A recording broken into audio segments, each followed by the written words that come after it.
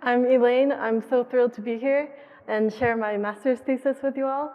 And I want to thank my wonderful thesis advisor, my former professor and co-author and friend, Dr. Zachary Peterson, for his unwavering support throughout the entire research process. We are from Cal Poly San Luis Obispo, and I'll be presenting a research framework and initial study of browser security for the visually impaired. Browser warnings are experienced differently for visually impaired users, so we were interested to find out how and why. So I'll start off with a few examples of browser security warnings. This is Chrome's SSL warning.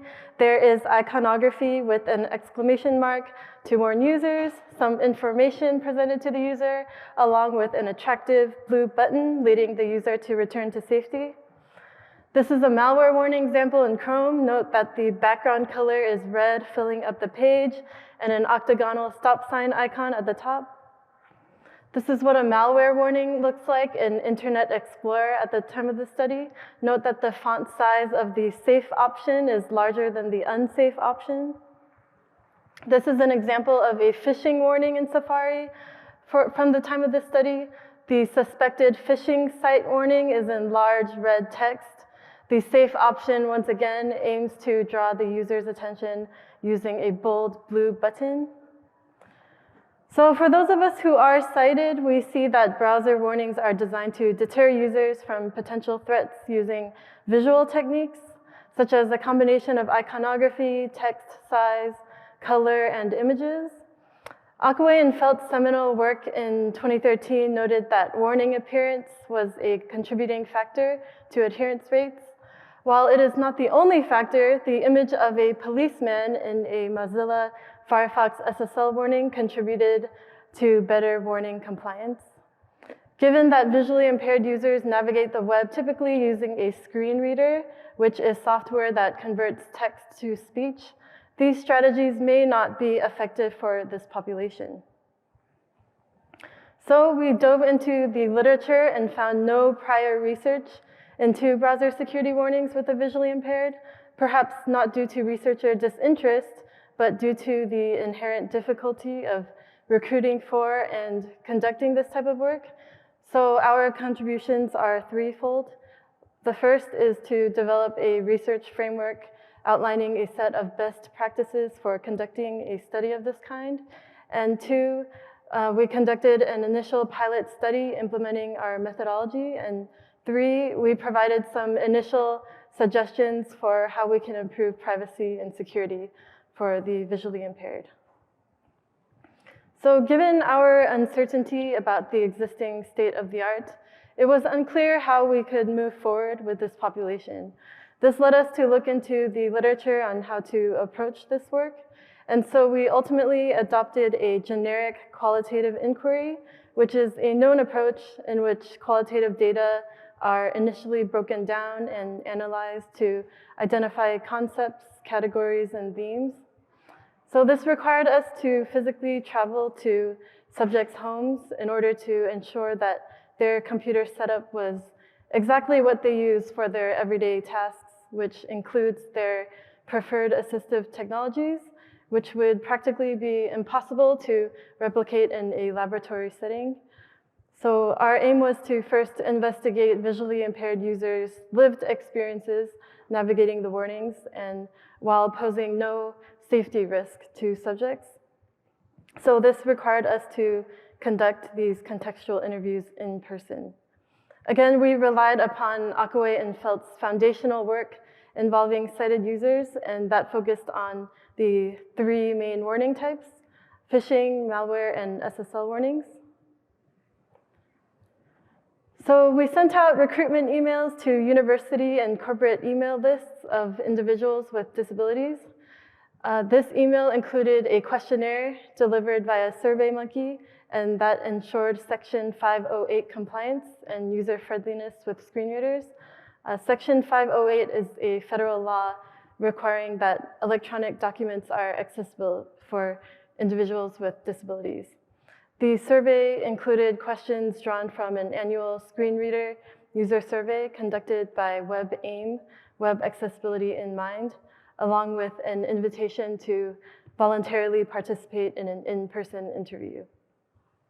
For those individuals who opted to participate, we traveled to their homes to conduct a video recorded interview. We just learned that it's a very sensitive issue, although these individuals were fully informed that they would be recorded.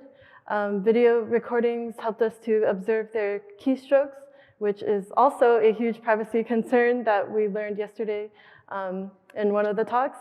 So these recordings helped us capture actions that were difficult to note in the moment, however, and also enabled us to make audio transcripts of our conversations. During in-person interviews, we asked participants to navigate directly to examples of SSL and malware warnings. So we identified a set of existing websites that served as accurate representations, and they posed no safety risk to the user.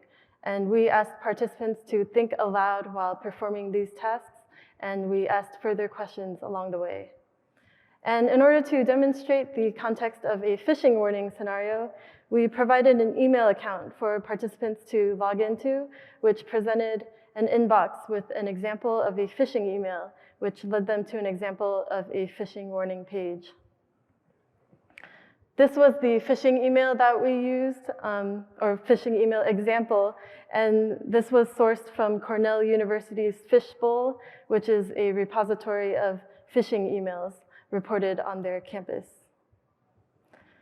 So our research protocol was, of course, IRB approved and took into account several ethical considerations, letting participants know if there were any necessary alterations to their environment, including moving a lamp or a chair around, alerting participants to the video recording actions that were taking place, including starting, stopping, or pausing a recording, as well as describing what was being captured in the video frame.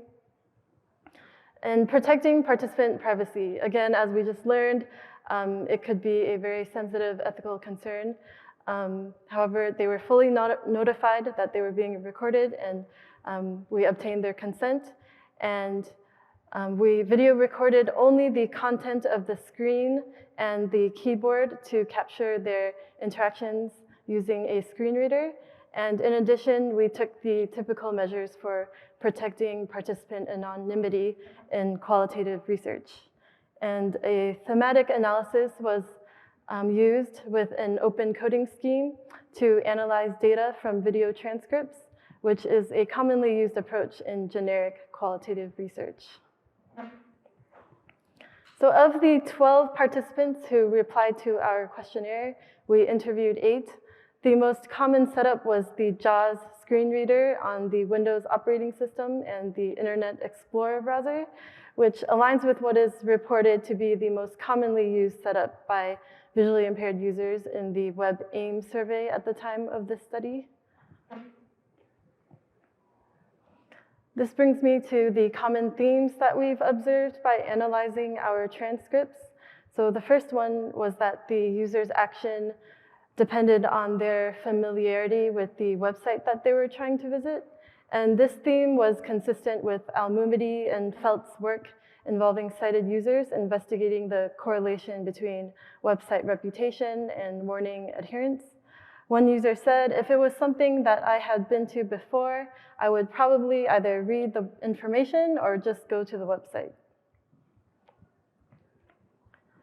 Another user said, if I was familiar with the site and knew that it was a safe site, I'd ignore the warning.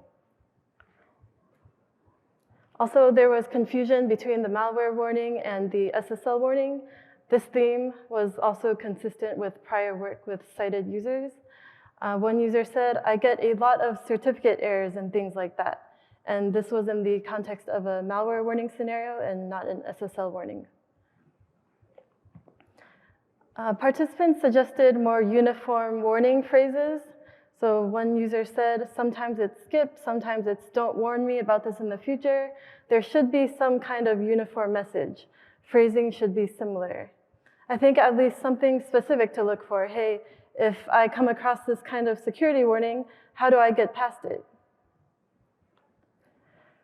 Participants needed clarification of the destination from clicking on a button or a link. So one user said, I'm trying to think of what report error would mean. The more things you click, the more trouble you may get into. Report an error to whom? Where is the error coming from? Another user said, the only thing that I would wonder is where am I gonna go? Like, am I gonna go back to my blank screen where I start from, my home page, or am I gonna go back to where I came from? Where would I go? And another user said, click here to close this web page. I'm not sure what it'll do. Let's find out. And so participants also trusted their antivirus software in any scenario. This provides a false sense of security, and this theme has also been consistent with prior work with cited users.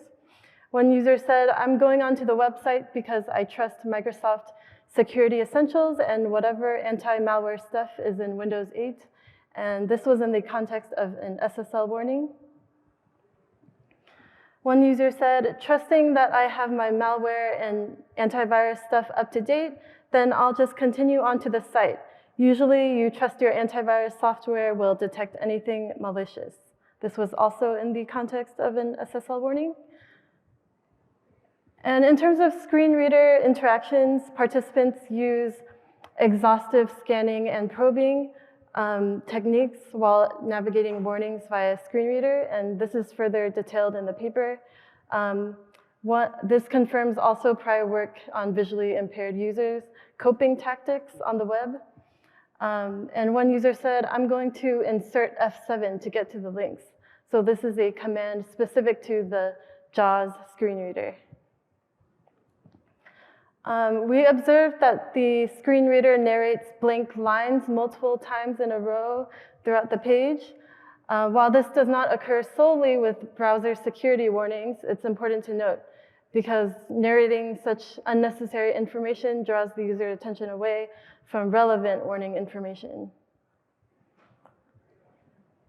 And similarly, the screen reader has been observed to narrate the same text multiple times in a row. And in this particular scenario, it was the title of the website.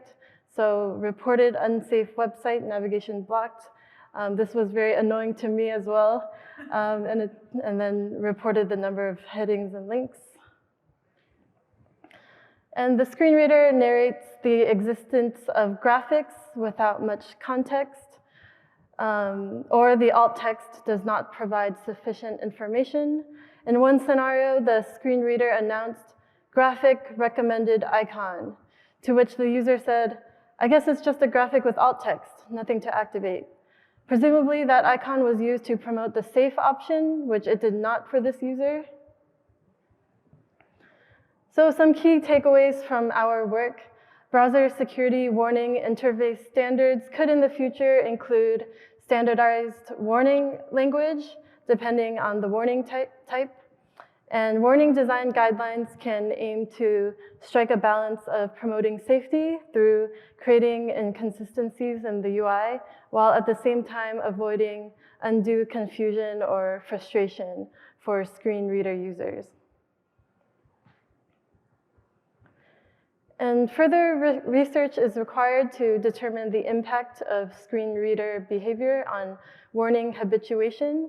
Habituation is defined as a reduced attentional response to repeated exposure to a stimulus. And future work can also explore methodologies that are more ecologically valid, that is reflecting reality, while at the same time not posing any safety risk for the user. Thank you so much for your attention, and please scan this code to read the paper. I'm now happy to take any questions.